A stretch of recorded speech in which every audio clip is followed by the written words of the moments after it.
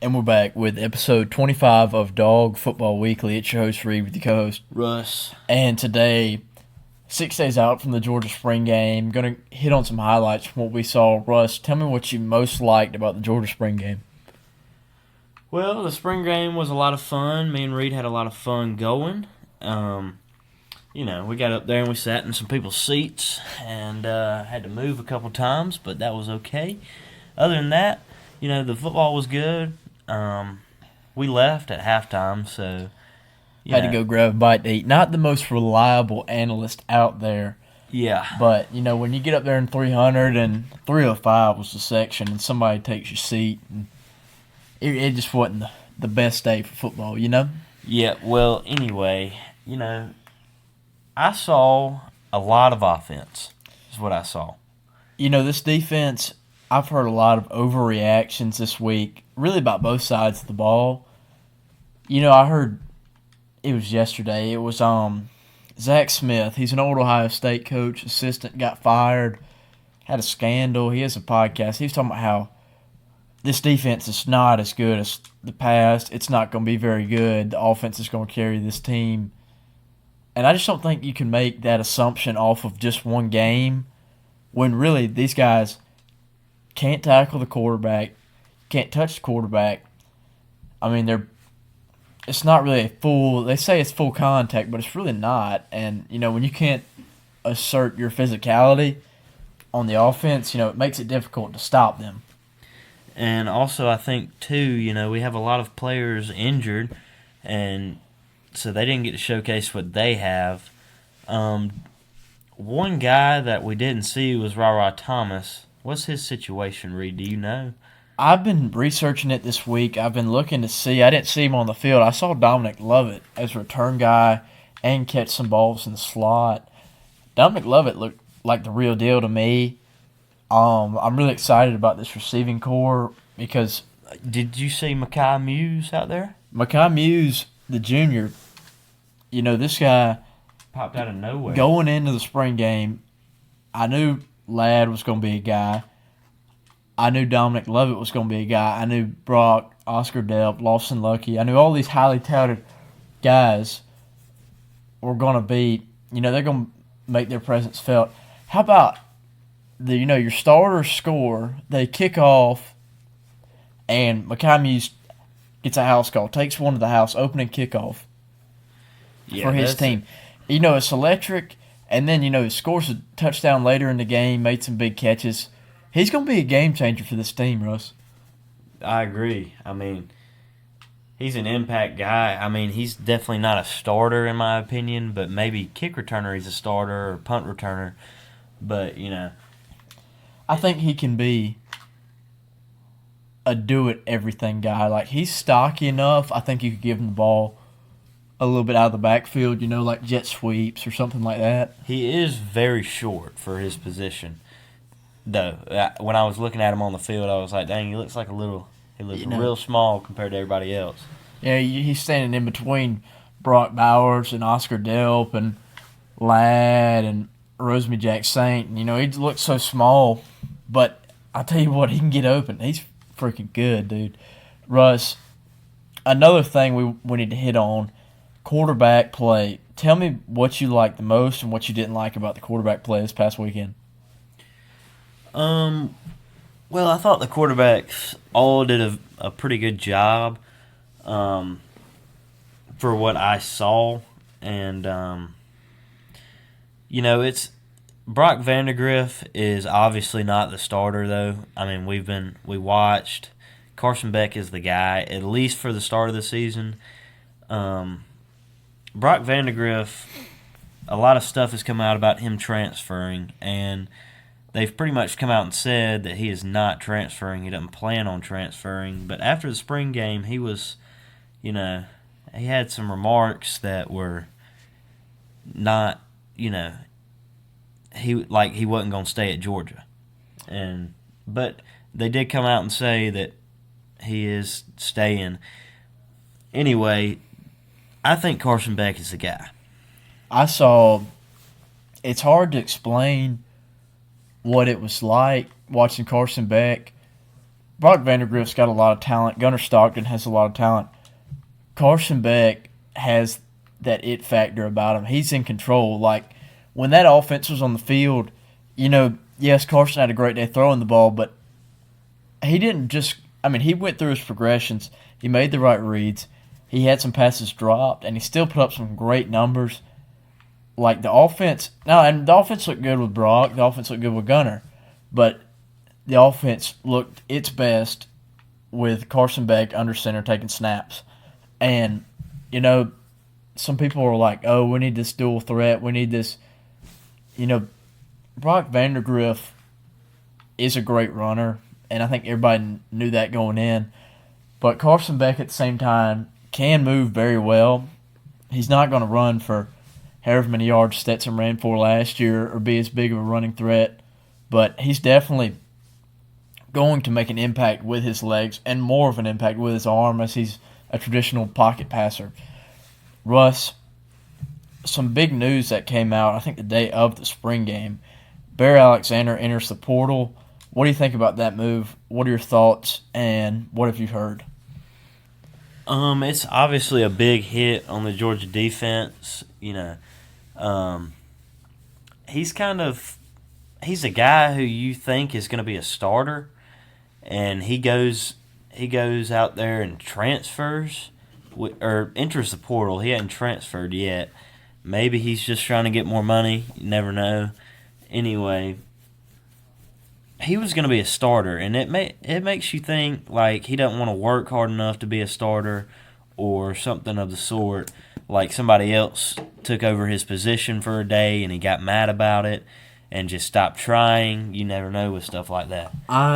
When it first came out, I got to thinking, I was like, this is a massive loss. This defense is going to, they're going to miss not having him in the middle. And what I thought, or miss having him in the middle, but then I got to thinking, how many of these guys in this middle have played some quality snaps? Zion Logue is a guy who's played a lot on the interior D-line. Warren Brinson's played a lot on the interior D-line. Tyrone, or maybe it's Ingram Dawkins, I don't know his first name. He's played some significant snaps on the interior D-line. And Jai Jarrett, the freshman defensive tackle, I've only heard great things out of that 5-star. This defense is going to be just fine with or without Bear Alexander. We don't know the reason why he entered the portal. It's all speculation and it's all rumor. But if Bear Alexander comes back, that's great. That's another piece that you have on this defense. But if he doesn't, this defense is still going to be productive. This defense is still going to wreak havoc. And this front seven is still going to be dominant against every single offensive line in the conference. Well, I agree. And you have the best coach in the world coaching this team. And I don't think there's anybody – everybody on the bench, wherever, can play football on that team. And it no matter who you put in there, they're going to coach them and they're going to perform like they're supposed to. Well, the most underrated aspect of Kirby Smart's coaching ability is his ability to develop players. And, I was on Twitter the other day, and there was a PFF thing about Georgia has the most linebackers drafted since 2010, Russ. And, some Alabama fan left something under there like, Kirby can't develop, Georgia can't do that, Georgia can't do that. So I started thinking about how many of these linebackers has Kirby produced. Let me name a few for you. Roquan Smith, Nakobe Dean, Channing Tindall, Lorenzo Carter, Davin Bellamy, Jamon Dumas-Johnson, Smail Munden, Leonard Floyd. Leonard Floyd was, wasn't he the year before? I can't. What year you were talking about? A certain year, or just like all the year. Kirby, Leonard Floyd too. Leonard Floyd was Kirby or Georgia? I don't know. Kirby. Sorry, but Kirby Smart will develop any of these guys. All these guys are capable of being game changers, and Georgia doesn't really have to worry like some other teams about. Oh well. Who's going to be whoever's out there is going to produce for this team, and if they don't, they got a guy waiting for them to take their spot. I agree, and another guy you can add to that list is Dumas-Johnson. That dude will be first, second round pick guy. I'm telling you. He's the best inside linebacker in college football for this year. Another part of that front seven, I mean, the edge rushers have not been talked about a whole lot so far, but you have Mykel Williams, freshman All-American. You have Jalen Walker. You have Raylan Wilson, Samuel Mpemba. The edge rushing this year is going to be superb, maybe the best it's been in the Kirby Smart era. I don't think you're going to have better edge rushers. I mean, some of these guys, they have the speed of defensive backs, and they're strong as the DNs. I mean, it's kind of crazy how physical and how athletic these young guys are. Yeah, and it's great to see for the program, man. I'm telling you, we're only getting better as we keep going. Russ, one thing I want to talk about today, the NCAA releases a new rule about how the clock will continue to run after first downs this upcoming season and for the rest, I guess, for as long until they change it back. Russ, what do you think? Well, I think the same thing as everybody else. Like, what the heck is wrong with the NCAA? I mean, that's a terrible rule. Well, the NCAA has no power. I mean, they release name, image, likeness, and don't put any regulations or anything over it. So that's now taken over all of college sports, not just college football. And then, Besides Division III, because everybody cares about Division III. And then the NCAA comes back, and, everybody's, just to remind everybody that they have some little power left, the NCAA goes, the clock's going to continue to run after first downs to make games short. This isn't baseball. Football is the most entertaining thing to watch. Everybody wants to soak all of it in. And this, folks, if you think this is going to make games shorter, you're just wrong. This is going to make commercial breaks longer, and more commercials are going, and this is going to be less football. And now, another thing it's going to ruin is late game situations. Yeah, you're not going to be able. Time. You know what I mean? You got a minute to drive down the field. Okay, you used to be able to get a first down, run up, spike the ball, and you only lose about 2 or 3 seconds between that, first down and then spiking the ball. But now, I mean, you're going to lose 15, 20 seconds.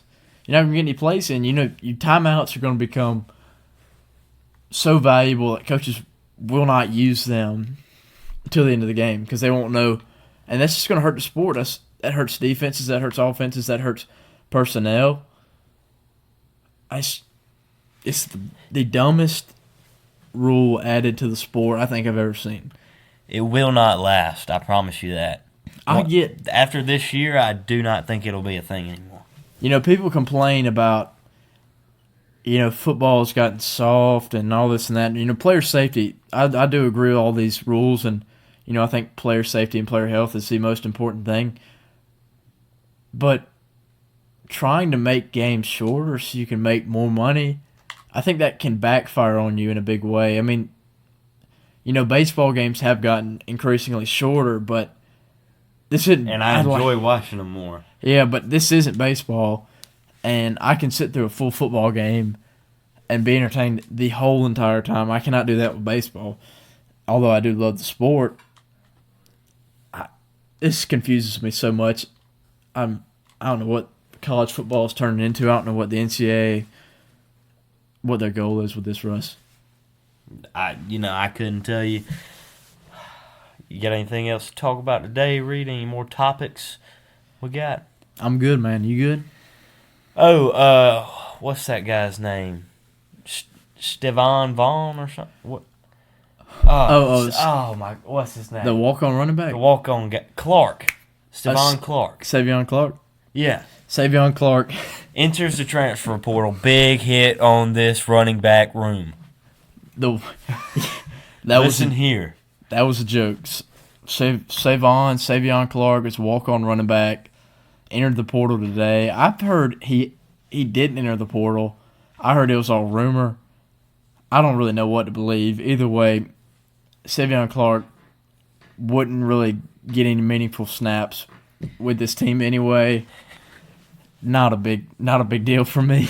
Yeah, I'm not. I was just kidding about that. I'm not too worried about it. Thank you, Russ, for bringing that up. Thanks, Mr. Clark, for all your time at Georgia, and we hope you succeed somewhere else. We wish you the best.